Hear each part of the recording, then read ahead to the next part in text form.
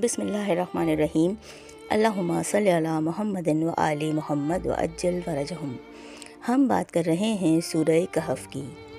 سورہ کہف پارہ نمبر 15 اور 16 میں ہے۔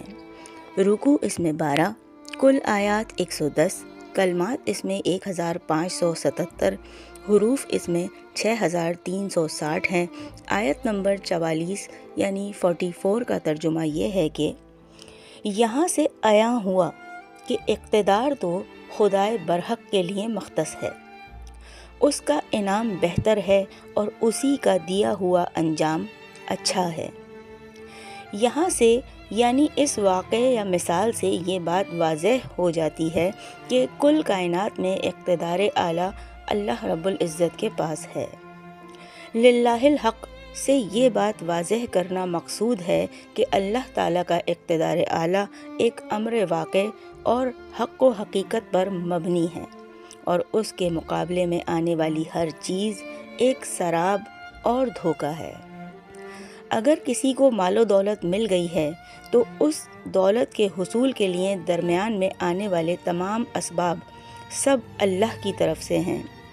ان اسباب میں اللہ تعالیٰ نے خاصیت ودیت فرمائی ہے۔ اس طرح ہر ذرے پر اللہ تعالیٰ کی ولایت اور حاکمیت قائم ہے۔ اگر ان اسباب سے ان کی خاصیتیں سلب ہو جائیں تو کوئی طاقت نہیں جو ان کو یہ سلب شدہ خاصیتیں واپس لا دے۔ اب بات کرتے ہیں ولایت اور ولایت کے مفہوم میں فرق کی۔ ولایت کی واو پر زیر و زبر کے بدلنے سے اس کے معنی میں قدرے فرق پڑ جاتا ہے، اور بعض اہل لغت کے نزدیک دونوں کا مفہوم ایک ہی ہے۔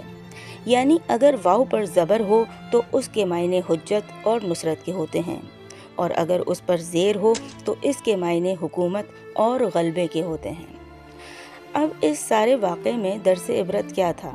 اس تمثیلی واقعے سے چند نصیحت آمیز درس ہمیں حاصل ہوتے ہیں۔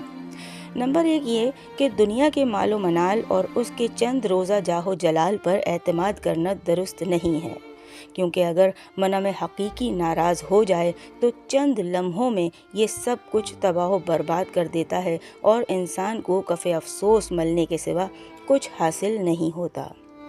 دوسرا سبق اس میں یہ ہے کہ عذاب الہی کے بعد توبہ اور گریہ زاری کچھ سود مند نہیں ہوتی، لہٰذا عذاب الہی کو دعوت دینے سے پہلے آدمی کو خواب غفلت سے بیدار ہو جانا چاہیے۔ تیسرا سبق، مفاد پرست احباب اس وقت تک آپ کے کاشانے کا طواف کرتے ہیں جب تک آدمی سے ان کے مفادات وابستہ ہوتے ہیں، اور برا وقت آنے پر ساتھ چھوڑ جاتے ہیں۔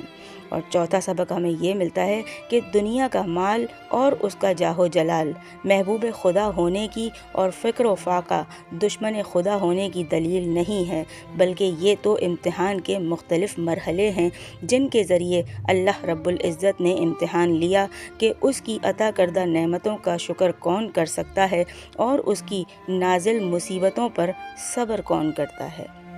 جی سامعین گرامی، یہ تھا سورہ کہف کی آیت نمبر 44 یعنی 44 کا ترجمہ۔ ویڈیو آپ کو پسند آئے تو اس کو لائک کیجیے گا، شیئر کیجیے گا، کمنٹ کر کے اپنی رائے سے آگاہ ضرور کیجیے گا، اور چینل کو سبسکرائب لازمی کیجیے گا۔ بہت جلد آپ سے پھر ملاقات ہوگی انشاءاللہ سورہ کہف کی مزید دوسری آیات کے ترجمے کے ساتھ۔ جب تک کے لیے اللہ نگہبان۔